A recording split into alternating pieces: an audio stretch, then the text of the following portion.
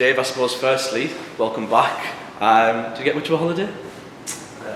No, well, a few days away. I say away. The majority of summer, in fairness, is spent on your phone anyway, so nothing was new there. But even just to be able to have a fraction of downtime is something that you need to do, even though it's nowhere near as what potentially you get normally, but it's been exactly the same with the players, and the consequence ultimately is as a result of us getting promoted, and you'd absolutely take that with the end of last season that we had. New season, new facilities, as we can see. We're now in Durham. How's it been at the Durham University facilities over the last few days? The facilities are brilliant, especially for players coming in and working in what is an elite athlete environment. It's been great. It's been good for us in the fact that unis aren't open, so we've virtually had the run of the place to ourselves really, which has been great. And we've got, like I say, we've got everything on hand in terms of whatever we're going to do, be it on the grass, on the 3G pitches in here. The rehab side of things, the nutrition side of things is all, like I say, on the same base for us. So it's been great, and I'm sure over the course of not just this season but beyond that, it'll be a huge advantage to us. How have the lads been? Lots of running for them? Lots of what, sorry? Lots of running for the lads? No. Again, we're pretty straight into the footballs really. Although we haven't had any footballs for the EFL yet, so that'll be another one. If we can get some, that'd be great. We're pretty much straight into it. I suppose the difference we have this year, again, you having to be adaptable in the fact that we've got some players who haven't kicked the football for 12 weeks, and we've got some lads that are coming back kicking the football after 12 days. So that's where we are. We've got to be looking at different things for different people. But we've ultimately got just over 3 weeks until our season starts, so it's about making sure we're ready for the 7th of August, and we will be. It's the really interesting part of the season, especially for fans, the transfer window, if you want to call it that. But we're obviously a month behind everybody else due at the promotion final. How's that been for you in terms of bringing new lads in, and I suppose preparations overall? It's been tough. You don't know how tough it's going to be until it comes around, but again, it would be a consequence that you'd happily take in the fact that back being a football league team, and alright, we're 8 weeks behind everybody else in terms of they've had a little bit more time to recruit. There are players that we undoubtedly would have been interested in that we've not been able to secure. That comes with our season finishing late in the playoff final, being on the 20th of June. So it's tough. We're getting there, and like I say, by the 7th of August we'll be ready to play. But what we might have to be is over certainly the first month until the transfer window shuts at the end of August, is recognise where we might need to strengthen, what we might need different than what we've already got, and undoubtedly I think we'll improve over the course of the season. That was similar to what we had last season, and last season ended pretty well for us, so hopefully next season will be the same. I know you probably look at social media yourself, and you said things will happen. Fans who might be not panicking, I suppose, but kind of wondering what's going on. Obviously we did announce yesterday the likes of Shelton, Timmy Odesina, Ben Killip, Jamie Sterry and Regan Ogilvie all also joining the club. What would your message be to them fans who were maybe a little bit worried going into this new season? I completely get that, because as we've said, you'd love to be in a situation where the squad you had last year was the squad that took you forward, and you've got the base of a stronger squad to build on. What would be a bigger squad for us this year? It needs to be a stronger squad because of the league we're in, but that's not the case. So you have to accept that and like I say, and move forward. There's no sort of panic to be had. We've got to be patient. We knew coming into the league it would be tough.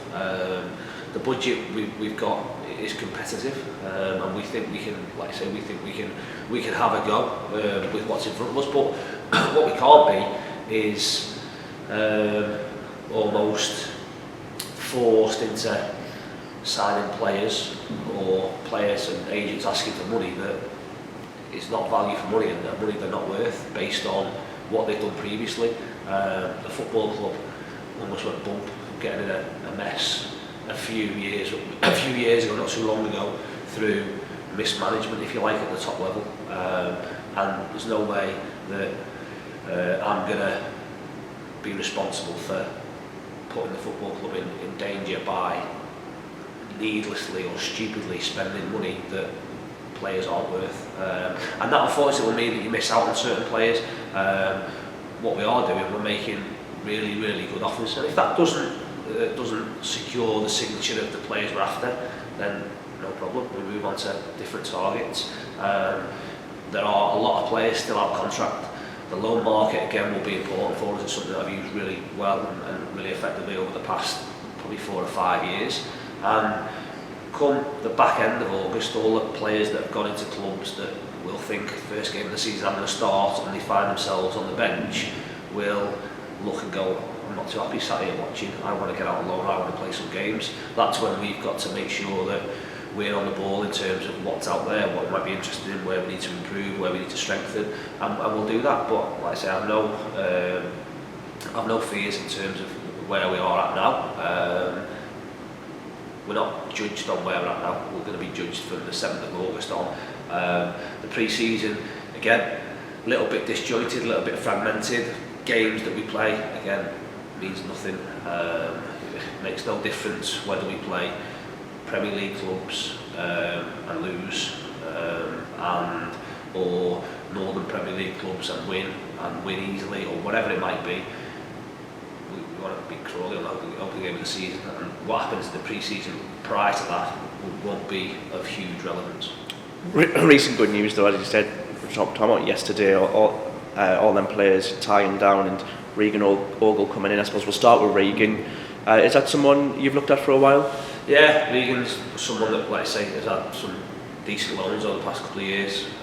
His flexibility in terms of adaptability, in terms of positions, is massively important. So we obviously had a loan spell on from last year. He's a right back by trade, but played left back for them. Really good athlete, loves to get forward, decent defender. Did some testing yesterday in terms of athleticism, really athletic. Undoubtedly can play either full back, either wing back, and probably right side or left side centre back in a 3.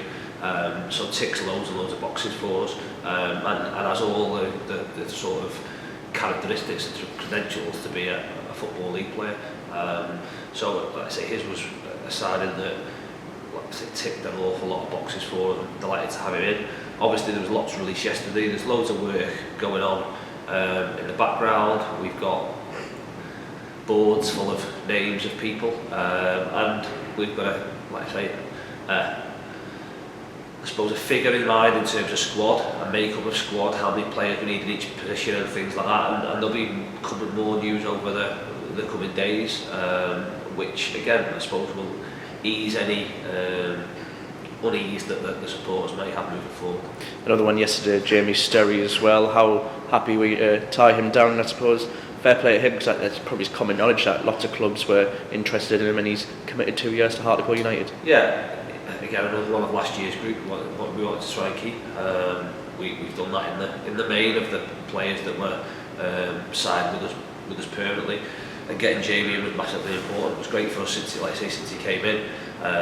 Sometimes logistics just work. Like I say, he's really enjoyed his football at the back end of last year. We've had a promotion. Undoubtedly, if we'd not got promoted, he would have been one that we wouldn't have been able to keep. So for him to be able to be with us and have a little bit more continuity about the squad in terms of the 2 years, it will only help us moving forward. Another step up for him, and it's without question he's playing miles higher than the level that we're playing at. But another opportunity for him to get a full season under his belt and see where the next year takes him, if you like. On the flip side of it, Lewis Cass off to Port Vale. I know you said in the past that you were interested in bringing him back. Was that just something that didn't work out for Lewis? No, I think as with all these, I've said before, around loan players, ultimately you can have a thought on what you might want to do. They're not our players, simple as that. So their destination will be decided by all parties apart from us. We can't say that we he's got to come to us because he came with us last year, and that doesn't work like that. So Newcastle will have a decision to make around where they see. I know previously, and we've spoken about this, what they have tried to do is they're only keen on sending people back to the same environments. They want them to experience another environment. So that's their decision, and that's, like I say, Lewis's decision. Whether we'd have done anything or not is by the by. It's out of our hands, and that's where things are. As one, I suppose, passes by, another opportunity comes up for somebody else. And just another one, because this video will come out after that. Ryan Donaldson, club captain, 2 spells at the club, 100 plus or whatever appearances, lifting the promotion title, moves on to pastures new. Yeah, absolutely. Like I said, I've said a piece in the website. Massively disappointed. Not so much around, is Ryan replaceable? Lots of people will say yeah, but what he brings in terms of what he brought in terms of our dressing room was massive. I've said like I said, my stuff in the website around people being undervalued and things like that. He's been brilliant since I came in. Will be a huge miss because of his professionalism and how he goes about things, and the respect and the leadership qualities he had that are, like I say, undervalued because people don't see them every day. But he's, like I say, made a decision that suits him in terms of where he's going with the next step of his career, if you like. So completely understand the decision he's made. I'll be honest, there were quite a few lads that have been here for a long time that have been through the mill, if you like, and have almost been rock bottom with the football club, and were probably asking themselves the same question: do things get any better than Bristol and getting promoted and getting back to the Football League? And that's always something that's going to be a question. What I've said to all of them, and I said the same thing to Ryan, was that we've earned the opportunity to play in the Football League, and I wanted him to be part of that journey moving forward with us. Unfortunately, that won't be the case, but like I say, he goes on and he knows he's welcome back anytime. Pre-season starts on Saturday. It feels like 2 minutes ago since Bristol. First game against Runcorn Linnet. It's in your neck of the woods, that one, isn't it? It is, yeah. I've looked after myself there, haven't I? So it's an easy trip back for me. Listen, as I said, fragmented pre-season. Unfortunately, we were in a situation where we couldn't arrange games because we didn't know when our season would be starting and we didn't know when our season would finish. So the only game, we had 3 plans in terms of pre-season. The only game, or the only date that fell within all 3 of them plans, was the 24th of July. So that's why we arranged the Gateshead game for that day. What we've had to do is then recognise that pretty much every other team's got their pre-season schedule organised by that point. And again, that's a consequence of us getting to the playoff final and getting promoted. It's a consequence I'll deal with. It's a first game. We've got, like I say, players that haven't played for a long time, players that are very fit still, because they've pretty much gone right the way through. So it'll be different minutes for different people, looking at different things, trying to instill our principles in the new lads we've got as quick as we can. Opportunity to look at players that may be able to have an impact on the squad, but we're back playing, and it's a countdown now to August the 7th. And not just Saturday, but Pools fans can probably expect plenty of trialists, plenty of new lads coming in and out. Just as you said, you're trying new things as well. Yeah, definitely. There will obviously be trialists in there, and we'll continue to look at that for as long as we need to.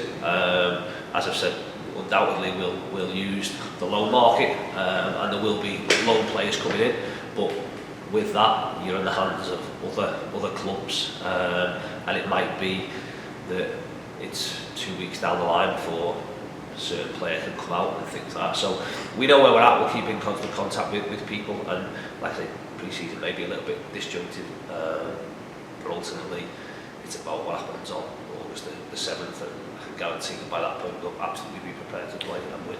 That was going to be my final question.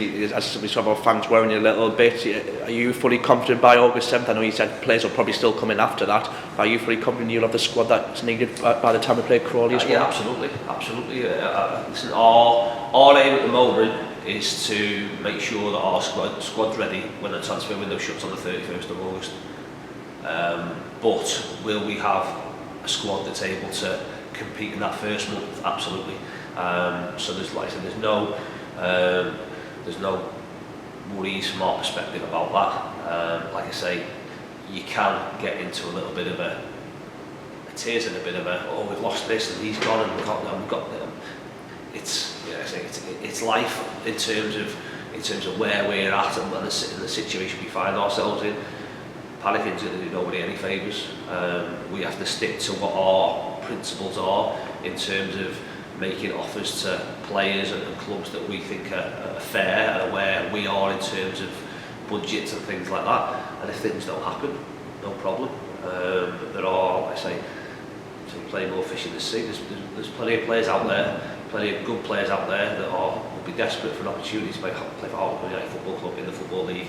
And ultimately what we want is the right people. So before the one it takes, we want the right people, and we want the right people there for the right reasons to play for the football club and play for the supporters. Dave, thanks very much. Cheers, thank you.